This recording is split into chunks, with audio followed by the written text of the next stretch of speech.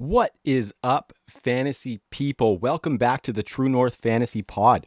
I am Trav, coming live from Dirty Laundry Studios 2.0. And yeah, thanks for rocking with me. It's been a minute since I've been in the lab, but I'm excited to get back, excited to start helping the listeners win some championships, and just really excited to be putting out some content for you. It's been a minute since I've been back. The family moved. We moved into a new house. We've been doing a lot of stuff. It's been really busy. So I appreciate everyone sticking around with the True North brand because it's been a while, and I'm super excited to move forward into the 2022 season with you. Alongside our content, please go to fantasypoints.com. The True North Pod is a part of the Fantasy Points Media Group, and with our promo code TrueNorth22, that's all capitals TrueNorth22, you can get 10% off the elite resources found over at fantasypoints.com. Just today, Scott Barrett dropped his My Guys article, and I was chatting with him a little bit about his quarterbacks to target article that he dropped yesterday, and it really swayed me on some of my rankings that I had. So like I said, elite content over there at fantasypoints.com. Their college football and prospect guide is severely or hugely discounted right now, just because of the point that we're at in the season, but they've got that college football package and it's going to be incredible, as well as the Fantasy Points data package is on its way, and I think that's going to revolutionize the game. I really think that once that data package comes out, you are not going to need any other website for your fantasy research. So again, fantasypoints.com, that promo code is TrueNorth22, all capitals, for 10% off your 2022 subscription, and trust me, you will not regret it. That's my main resource for my research, and I just can't wait to see all of the things that they're expanding on. So good group over there. We appreciate that affiliation. They are an incredible, incredible team. So yeah, I'm back, and tonight I'm going to be talking about some of my favorite targets in the later rounds of fantasy drafts. So these are all going to be players that you can get in the 10th round or later in your drafts. And I really think they can give you that edge you need to win your titles this season if you play it properly.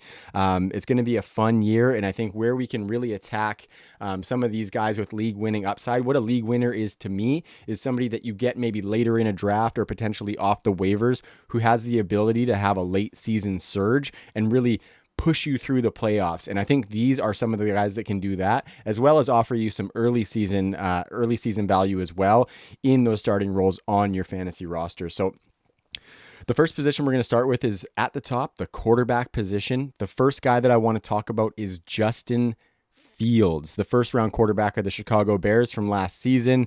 Very up and down rookie season, didn't get a whole bunch of opportunity, and he was in one of the most ultimate dysfunctional situations that you could ever imagine with Matt Nagy at the helm in Chicago.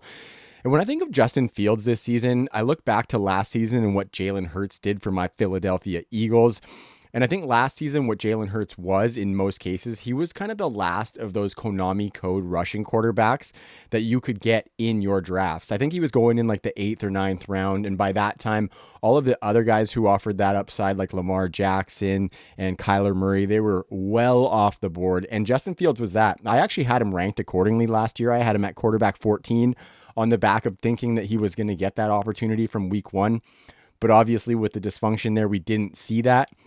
So when we look at Jalen Hurts from last season, he went on as an 8th or 9th round pick to finish as fantasy's quarterback 9 on the season. And he was actually the quarterback 6 on a points per game basis. So that's a great year for him. And the similarities are pretty solid there. Like, it was a bad pass catching corpse for the Eagles last year. We didn't really have high expectations for Jalen Hurts, and we questioned how he could do as a passer in that Eagles offense. And I really think that Justin Fields is a little bit more polished right now as a passer than Jalen Hurts was at the beginning of last year. Obviously, Justin Fields doesn't have AJ Brown coming into the fold to save him, but I think Justin Fields can be in 2022 what Jalen Hurts was for you in 2021, and he's going even later in drafts this season. You can get Justin Fields right in the early to middle 10th round, so he's right on the cusp of even making this list, but I think he can provide a lot of value. Like I said, the Bears, they are a garbage team. We know that. The offensive line is the league's worst, and that pass catching group that they've got isn't far off of that. No matter what you think of Darnell Mooney and Cole Kmet, they aren't world beaters at this point, and I don't think they necessarily move the needle to carrying this offense and having a high-powered attack, whether through the air or through the ground. So, and I mean, if you look at it, this team traded for N'Keal Harry to try and reinforce that group. So, we have to take our lumps with what we thought of N'Keal Harry coming in, because he is not the answer for the Chicago Bears. And I think with Fields, if you're expecting a big season as a passer, I think you're going to be sorely mistaken. But to continue that comparison with Jalen Hurts, Hurts finished with just over 31 yards passing last year with 16 touchdowns and 9 interceptions. So not even like top 15 caliber as far as passing numbers. But essentially what I'm saying here is that we don't need gaudy passing numbers from Justin Fields for him to crush 2022. He's going to be running for his life behind that offensive line. The Bears essentially need him to run the ball if they're going to trot out an NFL caliber offense. And I think even with middling passing numbers, if Fields can run for something like 700 yards and 7 touchdowns on the ground, you will have a top 12 quarterback one performance out of him. He's, like I said, he's a 10th round pick right now, going off the board as the quarterback 16. And he's the only guy in that range that I think has legitimate top 5 overall quarterback upside. I have him as my quarterback 14 right now, and I think that could be a little bit conservative. I could make a case to draft him as high as the quarterback 9 off the boards, or to rank him as such at least.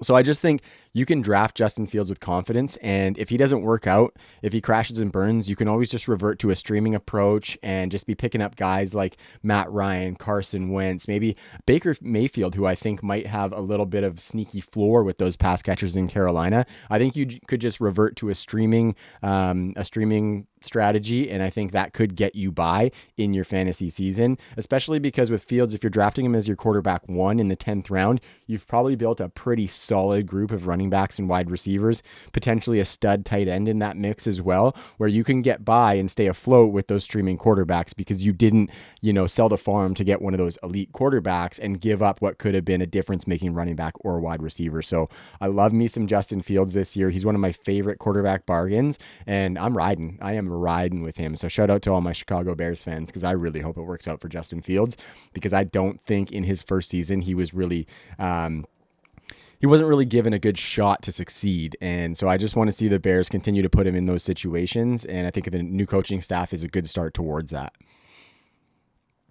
So the next guy on my list, he is going into his 3rd season, and kind of like Jalen Hurts, actually, he is in a bit of a make it or break it situation, and that would be Tua Tagovailoa. He also is he's going a little bit behind Justin Fields in that mid to back end of the 10th round. Sometimes you can get him into the 11th round. And with Tua, it's a bit of a different story, right? Because he's not going to give you that rushing upside that Justin Fields and Jalen Hurts offer. And I personally am not a believer in his ability to carry an offense on his back. But what I do think is that the team that they've built around him in acquiring Tyreek Hill, they brought in Cedric Wilson as well, and they tried to beef up that offensive line. I think they've built a team around him that has the ability to carry him to a solid fantasy performance this year. Like I said, Tyreek Hill, they got Jalen Waddle, who is an incredible difference maker. He set the rookie record for receptions in a season last year in that kind of not great Miami Dolphins offense. They brought in Cedric Wilson from the Dallas Cowboys, who has some big play potential, and they've got a couple other guys there as well. When you look at the ancillary pieces, they've got Mike Gesicki at tight end. He is a big play waiting to happen. Interesting to see what happens with him, because he's been playing a lot of slot over the past few years, and I think with Tyreek Hill and Jalen Waddle, they're going to have to recalibrate that a little bit, because those guys move around a lot and are dynamite out of the slot as well. And then you look at the running back group. Chase Edmonds is an incredible receiving running back, and he comes in there. I think he's going to be kind of the main guy, but I think it's going to be fluid, right?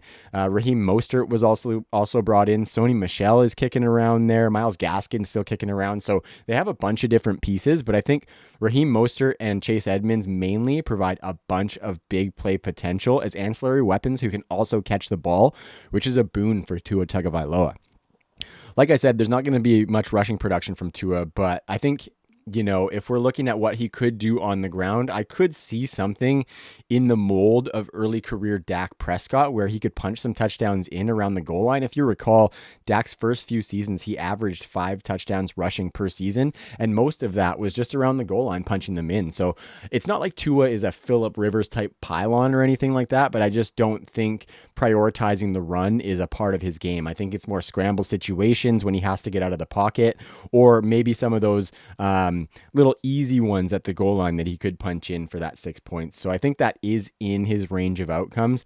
We don't necessarily expect it. We kind of think that's more the cherry on top. But when we look at the weapons around him and the fact that Mike McDaniels is the new head coach, coming from that hyper efficient San Francisco 49ers offense, Tua Tagovailoa will get big plays out of his receivers on the regular. Tyreek Hill is just an absolute monster. He could take a screen to the house. He can beat a defender by 15 yards down the field and just walk touchdowns in. Jalen Waddle is of a similar mold. And I think with the attention on those guys, your Cedric Wilsons and your Mike Gesicki's could make a little bit of hay from time to time. If those guys are prioritized in coverage and maybe a team is able to lock them down, there are other guys who can do some work. So I really think with the big play potential, Tua is set to reap the benefits. And like if he gets a game where a couple of those guys go off for big touchdowns, I think he could have some really big pop weeks. And I think the cool thing about Tua is he doesn't get enough credit for the floor that he could offer as well, because I really think with the efficiency that Mike McDaniels is going to provide, Tua's going to be kind of a fringe quarterback one on the regular, basically on a weekly basis. And I think the floor is going to be, say Kirk Cousins, but the ceiling could be, some of those big Tom Brady weeks where he throws 4 touchdowns and puts up 350 yards. I think that's in Tua's realm this season, where it may not have been before. And looking at Tua's profile in a vacuum, that's probably not in his range of outcomes either. But when you consider the ecosystem that's been built around him, I really think Tua could exceed those expectations. So if you wait on drafting a quarterback and you're looking for someone who can provide that big ceiling, I think Tua should be your guy, and you can get him late. Much like I said with Justin Fields, you can target Tua or Justin Fields in those double-digit rounds and really build an elite squad in the running back and wide receiver departments that has that edge over your teammates. And what they can provide you at the quarterback position provides you additional edge. So it's like edge on edge. And so I think I like those guys as some of my later round quarterback picks. Just an honorable mention here. I've been looking a little bit more in my best ball drafts at Kenny Pickett. And I think it really depends on your build. Like in shallower leagues, say a 10-teamer with a shorter bench, you're not going to draft a second quarterback. But in those deeper leagues, I think Kenny Pickett can be a nice little get for you. He should be the starter in my mind by mid-season for the Steelers. I don't see Mitch Trubisky lighting the world on fire to the point where he keeps that job. And Kenny Pickett was the only first-round quarterback drafted this past season, and the Steelers are really going to want to give him a shake. He looked really accurate in his preseason action, and I just think he's the future. So they're going to try and get him in. They're going to try and get him in there some point this season.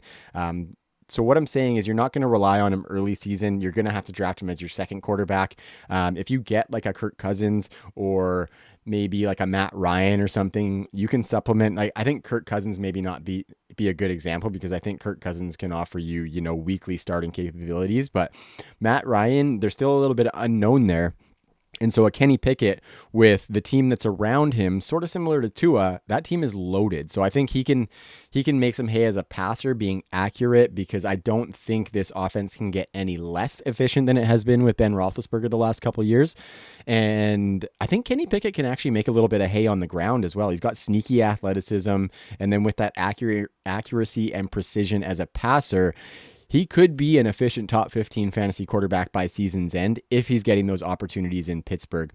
And the beauty of Kenny Pickett is that you can totally just drop him if he's eating up that roster spot and not starting for the first 8 weeks or something. Maybe pick him back up a little bit later, or maybe that means that you're happy with the quarterback you drafted ahead of him, which is all good and well. So I think Kenny Pickett's my honorable mention at the quarterback position, just because I expect him to be a viable starter later in the season with weapons that can hold him up for fantasy purposes.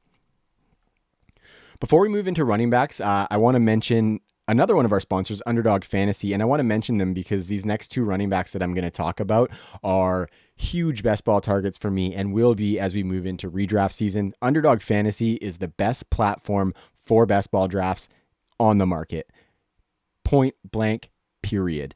It's easy to use. It's easy to make a little bit of cheddar. It's a ton of fun to dive into drafts. When you got multiple drafts going and you got multiple drafts where you're on the clock in the slow drafts. I did some drafts the other day where they had $3 entries, and I started 4 of them as fast drafts where it was a 30-second clock. That was exhilarating to have 4 drafts going. Some of these D-gens, like James Brimacone, shout out to him for the thousands of best ball drafts he does. Sometimes he has 10 plus fast drafts on the go and he is working those queues.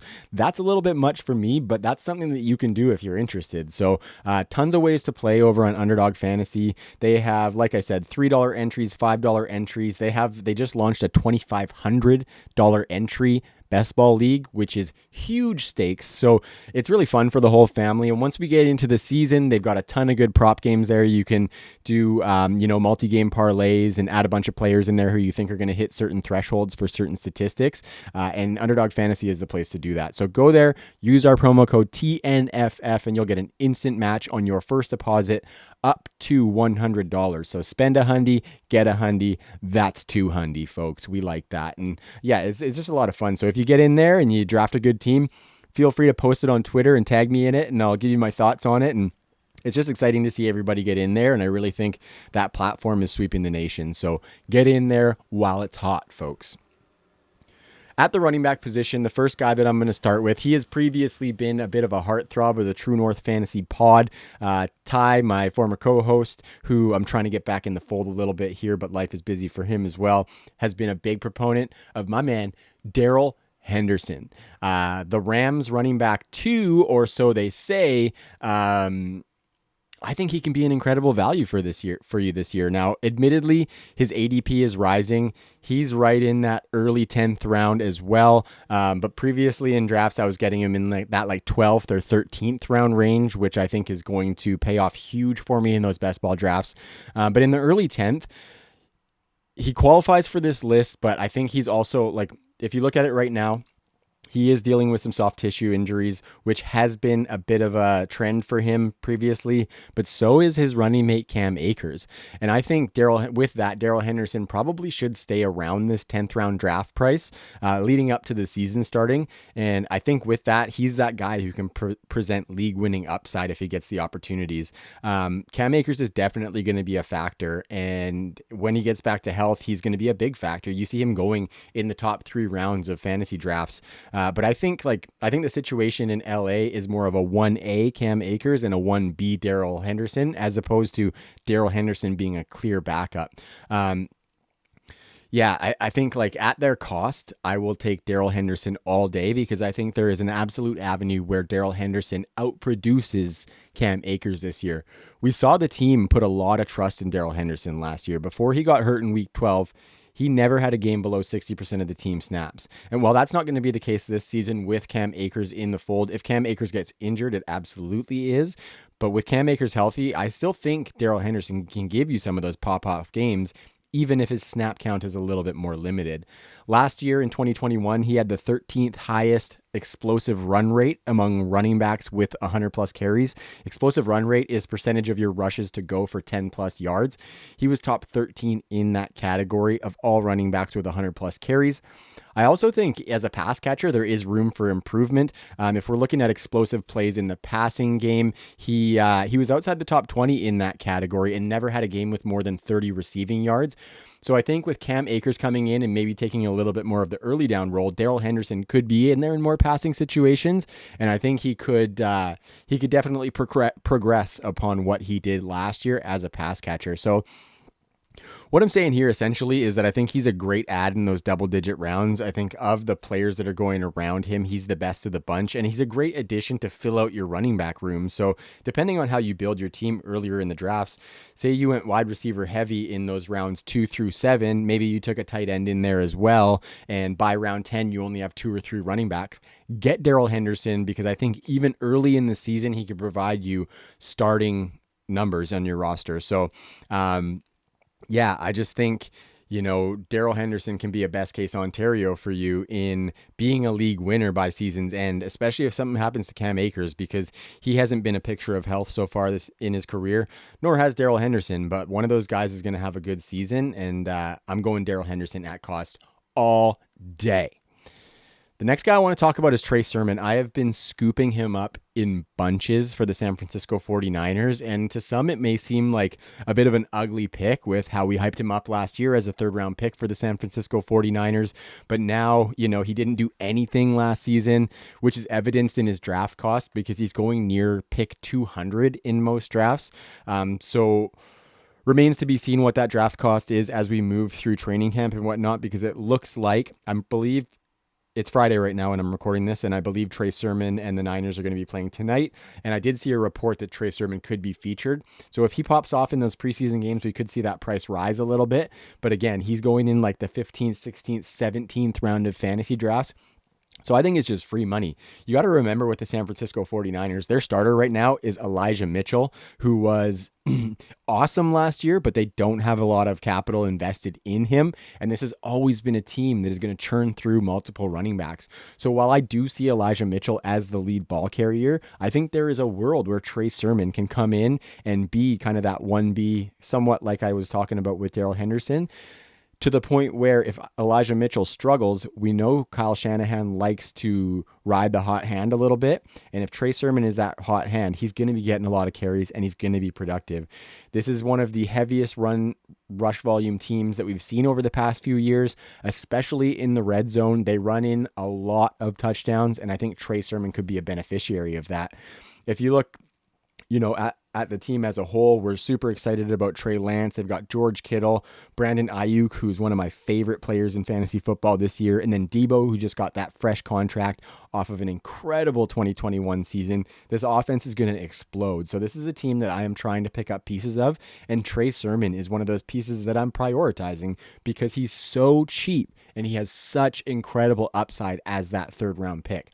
I know a lot of people who have been looking at Tyrion Davis-Price, another third round pick of the San Francisco 49ers, but from what I've been seeing, it looks like Trey Sermon's going to lock down that number 2 job in San Francisco. I'm not saying don't take Tyrion Davis-Price. I'm just saying Trey Sermon's the guy I would prioritize there. But Davis-Price has just as good an opportunity if he starts to become the hot hand. Maybe Sermon gets in the doghouse again like he was last year, which really tanked his season. Kyle Shanahan's doghouse is extensive. And if any of those guys ahead of Davis-Price get in there, Davis-Price is going to put up some numbers as well. So just attack pieces in that San Francisco backfield because, you can drop them if they do nothing, or if they pop off, you're really, really going to be getting an edge on your league mates to the point where these guys could win you your league 100%. Like if I draft Trey Sermon in the 17th round and by mid-season, he's a guy who I can slot into my flex spot every single week, that's just free money. And I am laughing all the way to the bank. So Trey Sermon, one of my highest owned players in best ball right now, and as we move into redraft, I'm going to have him on the bottom of benches everywhere. The honorable mentions for this one go to Rachaad White of the Tampa Bay Buccaneers and Brian Robinson Jr., both rookies coming into their new squads. Rachaad White is kind of that late season surge type guy who needs to catch an injury for Leonard Fournette to be getting a full workload, but I do think there's an avenue where he could work his way into 5 to 10 touches by midseason because he is an extreme talent. I think Rachaad White's probably the best pass catcher out of this incoming draft class. And I think he doesn't get enough credit for how good he can be as a runner. He's shifty, he's got some speed. And I think in that Tampa Bay Buccaneers offense where Tom Brady passes to the running back a lot, I think Rachaad White could be a smash. And if Leonard Fournette catches an injury and Rachaad White comes in, he's going to be a strong running back too right off the bat for somebody that you get in those later rounds. And you're just reaping benefits at that point. Brian Robinson, a little bit of a different case because I could see him being somebody who doesn't necessarily produce and you could drop off of your bench. Like depending on the size of your league, you could probably just leave him out of your draft and pick him up off of waivers. But I think he's somebody who has legit 10 touchdown potential. We've seen what's happened with Antonio Gibson. The guy is on punt return teams right now, seemingly in the doghouse of Coach Ron Rivera in Washington. They brought back JD McKissick to be that pass catcher. And I think he has 70 reception upside automatically because he's not going away. Like they pried him away from the Buffalo Bills, who had already agreed on a contract with JD McKissick, but he pulled the rug out from under and said, nope, I'm going back to Washington. And I think they're going to make a concerted effort to use him. So Antonio Gibson, I think he's becoming a value the further he slides. I think he's a 9th round pick at this point.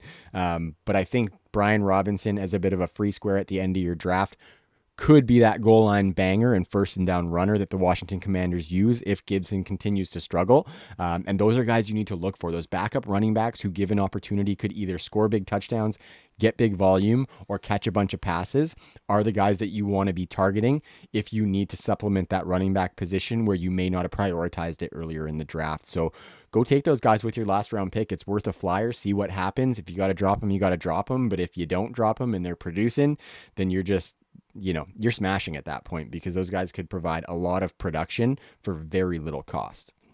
Even if you're in a dynasty league, I recommend trading for those guys. If you're making a play with bigger pieces, throw in a Rashad White, throw in a Brian Robinson, bring them over. And I think, you could get a little one up on your league mate for tossing them into a trade.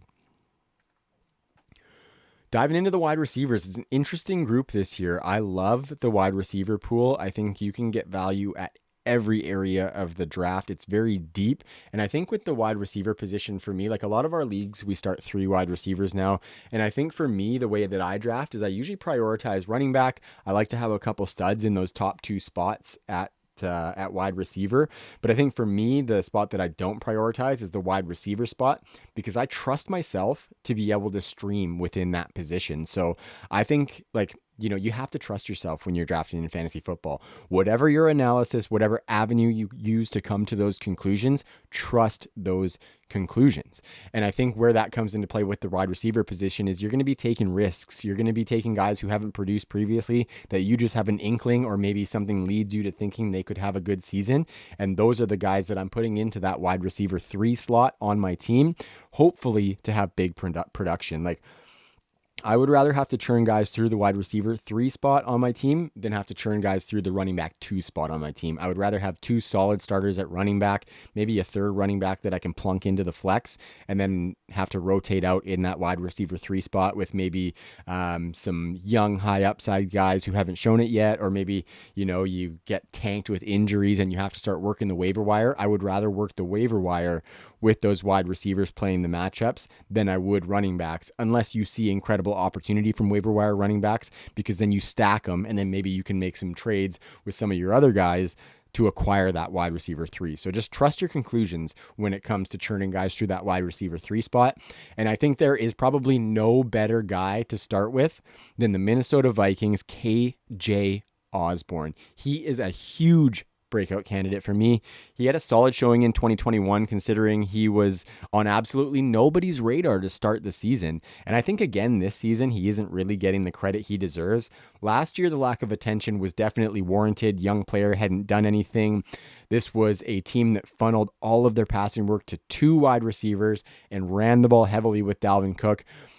But this year, he has a way better ecosystem around him for success. And that's not necessarily the players around him. That's more the offense around him. We saw Kevin O'Connell come over as the head coach, replacing the dusty old prune that is Mike Zimmer.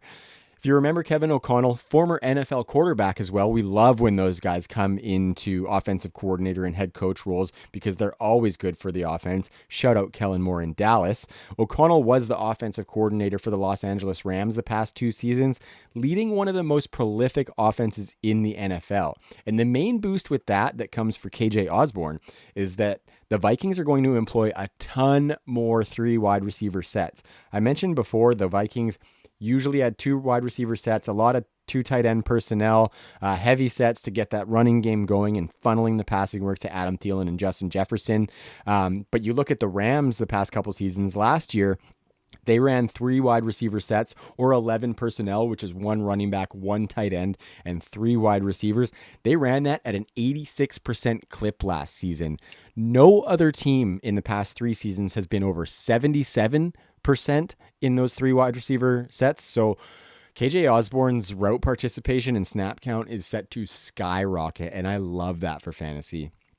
Look at what he did last season as a sophomore. Early in the year, he was heavily involved. He saw 6 or more targets in the first 6 games. And in those 6 games, he gave us 3 performances of 11 points or more, 2 of which were 15 half-point PPR points or more. So pretty decent for a guy who was unheralded. And in those 6 games, he averaged only about 63% of the offensive snaps. So he wasn't getting a ton of run, but he was producing pretty decently for somebody who we didn't expect that from. Look at what he did down the stretch. He was a key piece of the offense in the final 6 games. In that stretch, he averaged 86% of the team snaps, and he scored 5 touchdowns in his final 6 games with the Minnesota Vikings. And in those 6 games to end the season in half-point per reception leagues, he was the wide receiver 16 over that span. So I think if we bridge the gap, he's not going to be the wide receiver 16 this year, but I could see top 30 numbers from KJ Osborne this season, especially with Adam Thielen having a history of injury. He's getting up there in years. He looks healthy at this point, but you never know throughout the season. KJ Osborne could end up being the wide receiver 2 for this team in Minnesota that's going to have a much higher powered offense. So with that higher powered offense coming to the season, his projected increase in snaps, and seeing that Kirk Cousins likes to look his way, I think we're going to get some screaming value on KJ Osborne. He's a 12th round pick right now. I'd be willing to take him a couple rounds before that in the 10th round ahead of guys like Mecole Hardman, Devontae Parker, Russell Gage, Kenny Golladay. I would take KJ Osborne over those guys. He is one of those guys who I am planting my flag in is going to have a breakout season and finish much higher than his draft cost would tell us. So KJ Osborne is a priority for me in drafts as I fill out my wide receiver depth, and he should be for you too, in my opinion. The next guy I wouldn't necessarily prioritize quite as much, and that's Zay Jones in Jacksonville. Like, we don't have high expectations for that Jacksonville offense. We don't think it's going to be like an elite passing game, even though they've got the blonde bomber and Trevor Lawrence, who was this elite talent, but had an awful situation with Urban Meyer and the dysfunction that they saw last season. Like, that might be the only team that was more dysfunctional than the Bears was the Jacksonville Jaguars, which is an awful way for Trevor Lawrence to come into the NFL. But yeah, Zay Jones, man. Okay, like, I'm being a little facetious when I say this, but Zay Jones could be the newly minted wide receiver 1 for the Jacksonville Jaguars. We know that Christian Kirk came in for a fat payday. He's one of the highest paid wide receivers in the league, which I think is absolutely disgusting. But that's all to say that I've never been a believer in Christian Kirk, and I've especially not been a believer in him maintaining the top priority in the target totem pole for a wide receiver or for an NFL team. Like, I don't trust him at all as the wide receiver 1 here. I think he's better as maybe a second or third on the totem pole piece, but to put that heavy target share on him to be kind of an alpha, I think is way too much for him to handle. I don't think any of these wide receivers in Jacksonville are going to smash and be like top 24, giving you top 12 weeks here and there. But I do think Zay Jones, in comparison to Christian Kirk, is almost just as good talent-wise. He's already shown some chemistry with Trevor Lawrence in camp. And really, I just think regardless of the contracts that they signed, the target priority in Jacksonville is wide open for the taking. Zay Jones himself got a pretty fat payday. I think it was like 3 years, $30 million, which is $10 million per. So he's going to be involved in this offense. And like I said, like, there is definitely an avenue for him to outperform Christian Kirk, and I am way off of Christian Kirk, and I will take Zay Jones with the last pick in my draft, because in most drafts he's getting undrafted, but theoretically he is the number 2 on an NFL team that has an awful defense that will have to throw the ball because they're going to be behind in games, and Zay Jones could be a major beneficiary of that. Like, obviously, he hasn't had a good shake in his NFL career so far. We haven't seen a whole ton of production, so it seems kind of weird for me to hype him up. But if you look at his situations, like, he was drafted to the Bills, the pre-Josh Allen Bills, who were not a good team, did not put together a good offense. And then after that, he had a season last year with the Raiders, who were also a bit up and down, and they funneled their targets through Darren Waller and Hunter Renfrow. And if you remember when Zay Jones was drafted, he was being put in the same category as Cooper Kupp, as one of those day 2 wide receivers with solid college production who could surprise in the NFL.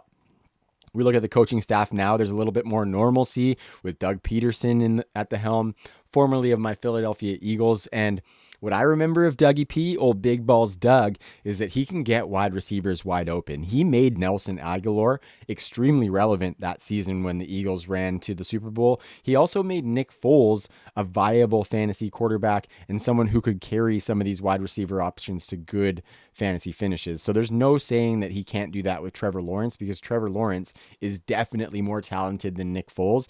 And I think if they put it together, Zay Jones could be that Nelson Agholor who gives you, 850 and 7 touchdowns or something. So definitely, like, not a guy who's going to be a top 2 priority in your wide receiver room, but to fill out that room for some spike weeks that he could offer, maybe a little bit of low end consistency from Zay Jones, I think he's a smash. You got him for free at his ADP in the 200s. He's going like, undrafted essentially. And I got another guy that you can have no problem dropping. So I think Zay Jones, if you need to draft or even pick up, a late preseason just before the season starts waiver wire guy, Zay Jones can be that for you. So not tying myself officially to this Jaguars passing offense, but if I am, it's going to be to Zay Jones. And I do like to sprinkle a little bit of Evan Ingram in there as well, because he has some of that big upside for free at the tight end position, where he offers that athleticism that the guys going around him just don't offer. So total dart throws, but sometimes you got to hit on those dart throws to win in fantasy football, and these are guys that I would throw darts at.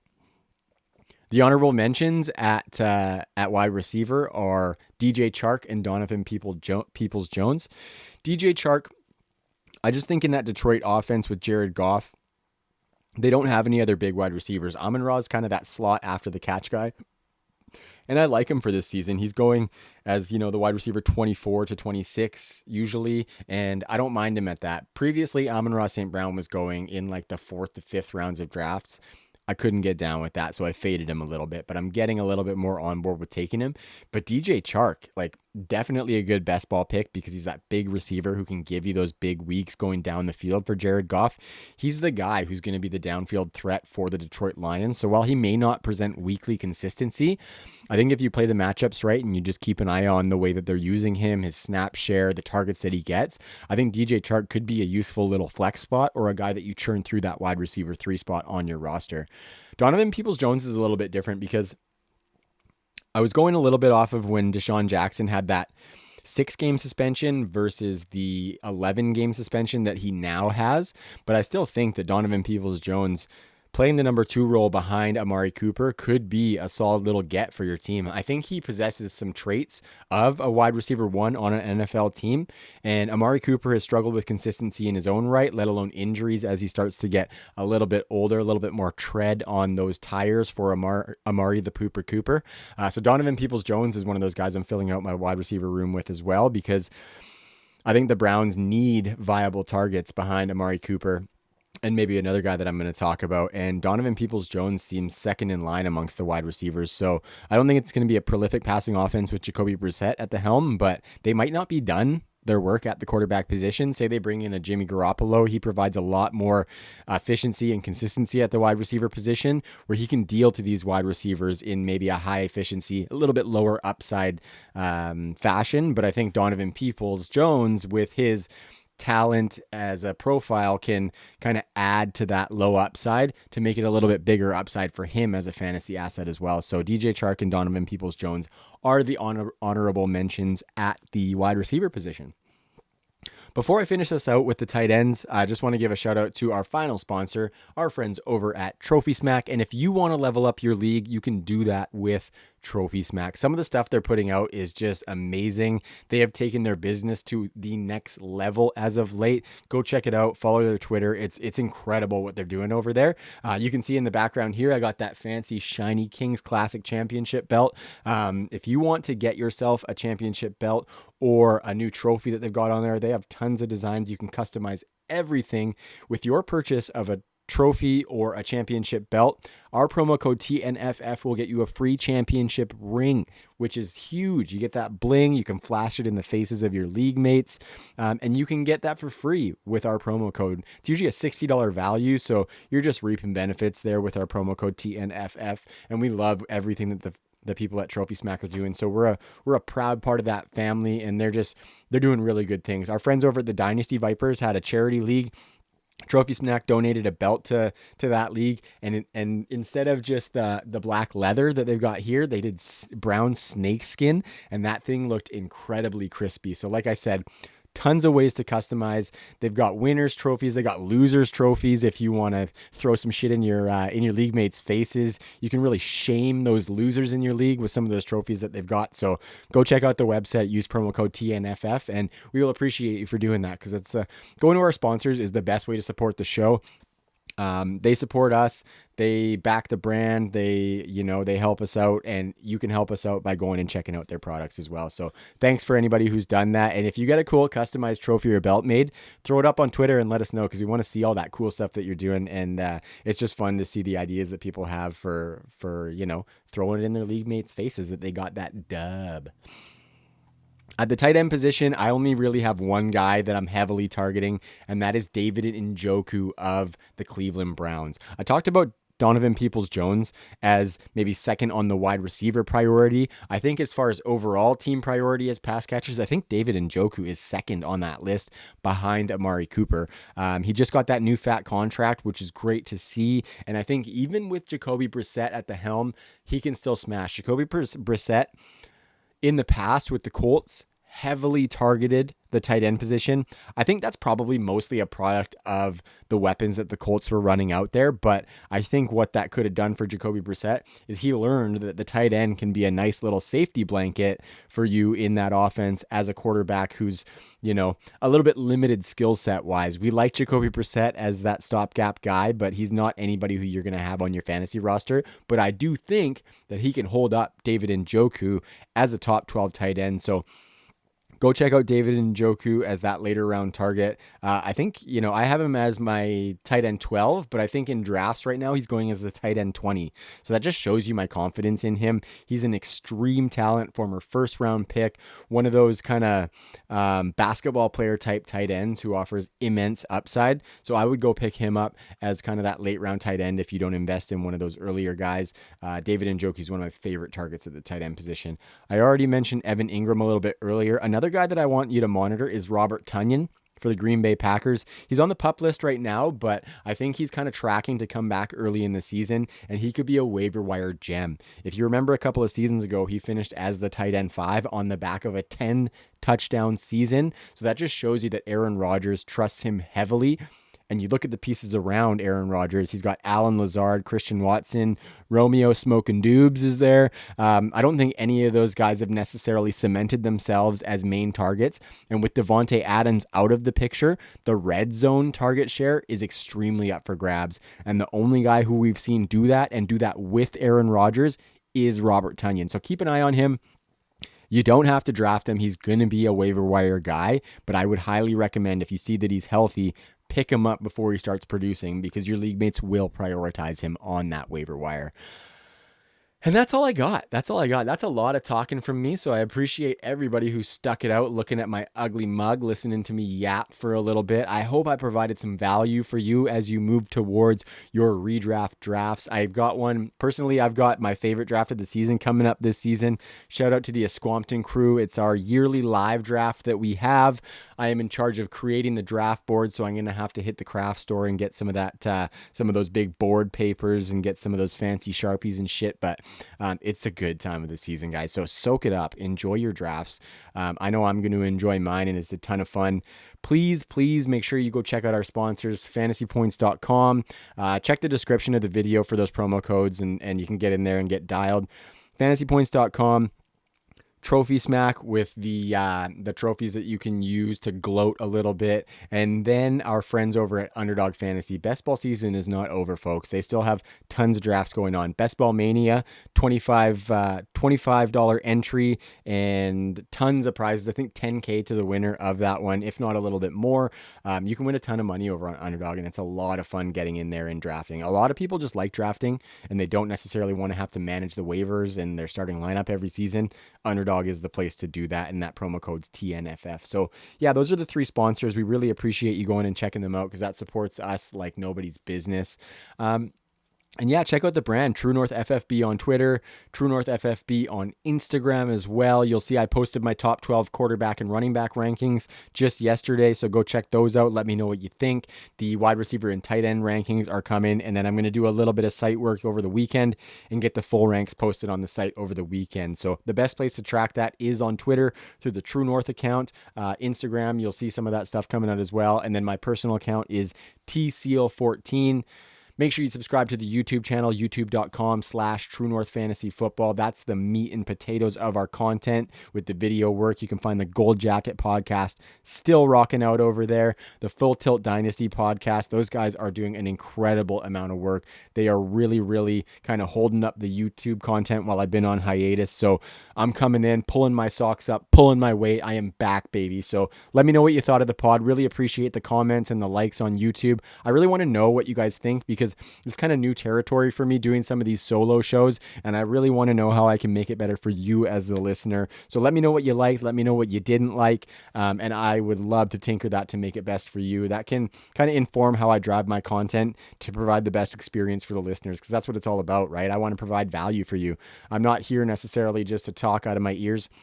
I'm here to provide value for you and put out a product that the people who listen to it enjoy. So please let me know. I really, really appreciate that.